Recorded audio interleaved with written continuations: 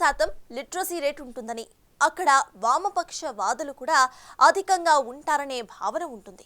మరి అలాంటి చైతన్యం ఉన్న ప్రాంతంలో బయటకు వచ్చే వీటిని బయటపెట్టే ధైర్యం ఎవరూ చేయలేకపోయారా?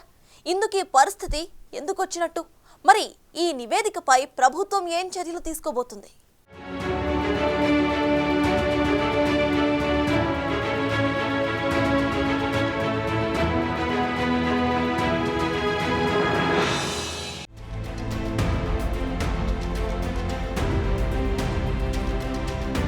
సినీ పరిశ్రమలో లైంగిక వేధింపులకు గురైన బాధితులు బయటకొచ్చి నిలబడాలంటే అంత సులువు కాదు.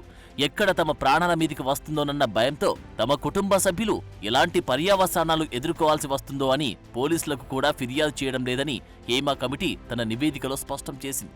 కొందరు అవకాశాలను కోల్పోతామనే భయంతో పురుషులు, మహిళలు ఇద్దరూ పరిశ్రమలో నోరు మెదపట్లేదు.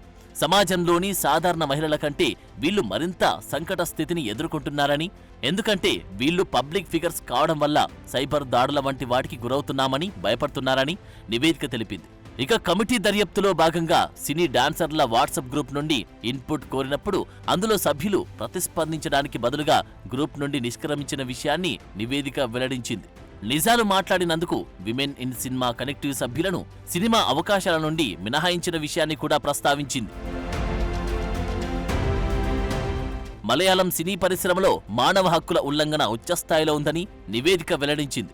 మహిళలకు తగిన మరుగుదొడ్లు లేవని, దుస్తులు మార్చుకునేందుకు అనువైన గదులు కూడా లేవని, సురక్షితమైన వసతులు లేకపోవడంతో మహిళలు దాహమైన మంచినీళ్లు తాగరు. మూత్రాన్ని ఆపుకోవడం వల్ల ఇన్ఫెక్షన్లతో అనారోగ్యం పాలవుతున్నారు. ఇక బహిష్టు సమయంలో కూడా వారు ఇబ్బందులు ఎదుర్కొన్నట్లు నివేదిక పేర్కొంది. ఈ సమస్యను పరిష్కరించడానికి చిత్రీకరణ జరిగే ప్రాంతాల్లో పెద్ద సంఖ్యలో మొబైల్ టాయిలెట్లను ఏర్పాటు చేయాలని కమిటీ ప్రతిపాదించింది. మహిళా నటులు దుస్తులు మార్చుకునేందుకు కూడా సురక్షితమైన తాత్కాలిక గదులను ఏర్పాటు చేయాలని సూచించింది. ఇక కొంతమంది బలమైన నిర్మాతలు, దర్శకులు, నటులు, ప్రొడక్షన్ కంట్రోలర్ల గుత్తాధిపత్యంలోనే పరిశ్రమ నడుస్తున్న విషయం కమిటీ స్పష్టం చేసింది. గుత్తాధిపత్యం వహించే వారిలో ఎవరైనా లైంగిక దాడికి పాల్పడితే సదరు మహిళ తనను ఈ సినిమా నుంచే కాకుండా వేరే వాళ్ళు నిర్మించే సినిమాల్లో కూడా తీసేస్తారనే భయంతో సదరు వ్యక్తిపై ఫిర్యాదు చేసేందుకు సాహసించడం లేదు. అదే జరిగితే ఆమె కెరియర్ అక్కడితో ముగిసిపోతుంది. ఈ గుత్తాధిపత్య శక్తుల చేతిలో పలువురు వర్ధమాన నటులు కూడా బాధితులుగా మారుతున్నారు. ఇక సెట్స్లో మద్యం, మాదక ద్రవ్యాల వినియోగంతో చిత్ర పరిశ్రమ తీవ్ర క్రమశిక్షణ రాహిత్యానికి గురవుతున్న విషయం కూడా ఆందోళన కలిగించింది. అందుకే పరిశ్రమలో పనిచేసే ప్రదేశాల్లో మద్యం, మాదక ద్రవ్యాల వినియోగంపై నిషేధం విధించాలని కమిటీ కోరింది. ఇక పరిశ్రమలో టాప్ స్టార్లకు మినహా మిగిలిన చాలా మందికి రెమ్యునరేషన్ విషయంలో రాతపూర్వక ఒప్పందం ఏమీ ఉండదు. మహిళా నటులు, జూనియర్ యాక్టర్లకు పూర్తి వేతనమివ్వరు.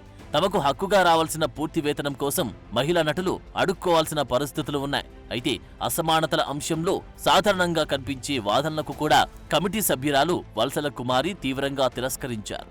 హీరోల మార్కెట్ విలువను అభిమానుల సంఘాల ద్వారా కృత్రిమంగా పెంచుతున్నట్లు నివేదికలో ప్రస్తావించారు.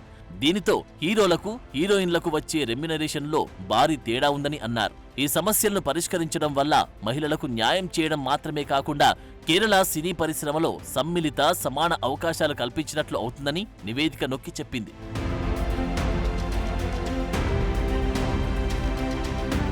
అయితే ఈ నివేదికతో మాలీవుడ్లో ప్రకంపనలు మొదలయ్యాయి. మరోవైపు సినీ పరిశ్రమలోని మహిళలపై లైంగిక దోపిడీ, వేధింపులకు పాల్పడిన వారిపై క్రిమినల్ చర్యలు ప్రారంభించేలా కేరళ ప్రభుత్వాన్ని ఆదేశించాలని కోరుతూ ప్రజా ప్రయోజన వ్యాజ్యం దాఖలైంది. దీన్ని ఆగస్టు 22న కేరళ హైకోర్టు డివిజన్ బెంచ్ విచారణకు స్వీకరించింది. జస్టిస్ కె హేమ కమిటీ నివేదిక మొత్తాన్ని సీల్డ్ కవర్లో సమర్పించాలని రాష్ట్ర ప్రభుత్వాన్ని కోర్టు ఆదేశించింది. కమిటీ నివేదికలో ఏదైనా గుర్తించదగిన నేరముంటే దానిపైన క్రిమినల్ చర్య అవసరమా లేదా అనేది కోర్టు నిర్ణయిస్తుందని తాత్కాలిక ప్రధాన న్యాయమూర్తి ఏ మొహమ్మద్ ముస్తాక్, జస్టిస్ ఎస్ మణులతో కూడిన ధర్మాసనం పేర్కొంది. అయితే ఇండస్ట్రీలో జరుగుతున్న ఈ దారుణాలపై ఇంతవరకు ఎవరు ఫిర్యాదు చేయలేదనే కారణంతో రాష్ట్ర ప్రభుత్వం ఎలాంటి చర్యలు తీసుకోలేని పరిస్థితిలో ఉంది.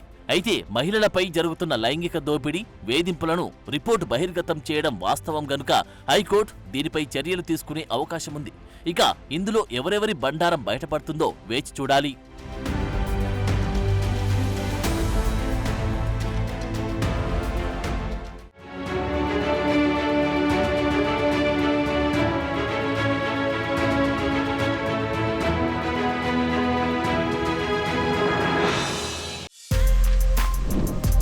For more videos like this, subscribe Big TV channel.